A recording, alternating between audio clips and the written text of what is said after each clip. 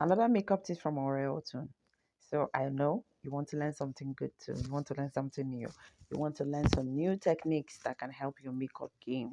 So you come along, let's have a look at it together and tell me what you think after watching. Here's some makeup tips that will take your makeup to the next level. Starting with primer. If you have big pores like me, I would highly recommend a pore filling primer. Not only will this fill in and blur your pores, it'll also give you that smooth finish. And if you want a more affordable option, I would recommend the e.l.f. Poreless Putty Primer. Now you need a primer that's going to make your makeup last longer. You can either use the e.l.f. or the Milk Primer, but I'm going to be using the e.l.f. Primer today. This is going to give your makeup a nice base to stick to and make it last a lot longer. Now you're going to set your primers. And if you have oily skin, I would highly recommend doing this. I'm using the Maybelline Fit Me setting powder in the color Deep. And what I like to do is pick up some of that powder using my beauty blender and tap some of it in the back of my hand so I can use as little as possible. You do not want to pack this on. And I just like to set it around my nose, around my smile lines, because my smile lines tend to crease a lot, and on my forehead and my eyebrows. And this really helps to also set my eyebrows. So this step is optional, but I do like a bit of a glow. So I'm going in with my e.l.f. Halo Glow in the color Deep, I believe. And I'm just going to put that on all the areas where I would usually put my foundation. And when I blend, I start blending from the center of my face and then I spread it out. And I also like to avoid my under eyes because I am going to be adding concealer under there. And you just don't want to pack on too much product on your under eyes, because if you're putting foundation and you're putting Halo Glow and then you're going in and putting concealer, you're definitely going to crease and you're definitely going to have like those lines because there's just way too much product there. So try to avoid that area whenever you are putting on your foundation. And speaking of foundation, I'm going in with my Fenty Beauty Soft Matte Foundation in the color 450, and I'm just putting that in those same areas where I just put the Halo Glow, plus my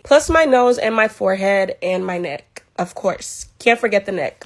As I always say, as a dark skin girl, I have discoloration. My neck is much darker than the rest of my body for some reason. I think it's because I was a fat baby. So I have to put foundation on my neck to even out the color. So this is how we're looking. Now we're going to go in with concealer. I'm using my e.l.f. Camo Concealer. This concealer is so goated. And for application for your concealer, try not to place it directly under your under eyes. Give it a little space. And also another thing I like to do is kind of create a reverse contour. So I place that concealer right next to my nose because it's going to act as a reverse contour for me. I also went ahead and did the little side things. I like to call them the extendo. And I also applied the concealer on my nose. Now I'm blending. And when you're blending your concealer, start blending from the bottom and then blend inward. And the reason for that, again, is because you never want to pack on too much product directly under your eyes in those areas that crease. Always try to put as little product in that area as possible, especially if you get really bad creasing on your under eyes. And back to what I was saying about creating a bit of reverse contour. As you can see, I blended that concealer right like on my nose where I would put a contour, like right underneath where a contour would go, so that I don't actually have to contour my nose. And now I'm blending out those side pieces. And when I blend out the side pieces, I like to make a sharp line. This is going to give me a facelift, and I will diffuse it a little bit later, and it's not going to go like all the way up like that. But anyway, I'm just making sure that my under eyes are really, really blended. Take your time with this step. Make sure that everything is blended and smoothly spread out. I'm going in and blending my nose now, and I was saying earlier that I did make that nose bit a little too thick. Usually it would be a lot thinner, but again, just make sure everything is nicely blended out, nice and smooth. Take your time if you need to. And now I'm going to contour. I'm using my Fenty Beauty Matchstick in the color Espresso, and I put that contour directly on my cheekbones. I also did put it on my forehead, and when I blend it out, I just mostly focus on diffusing that little like line that I made with the concealer. I diffuse it a little bit on the outer corner,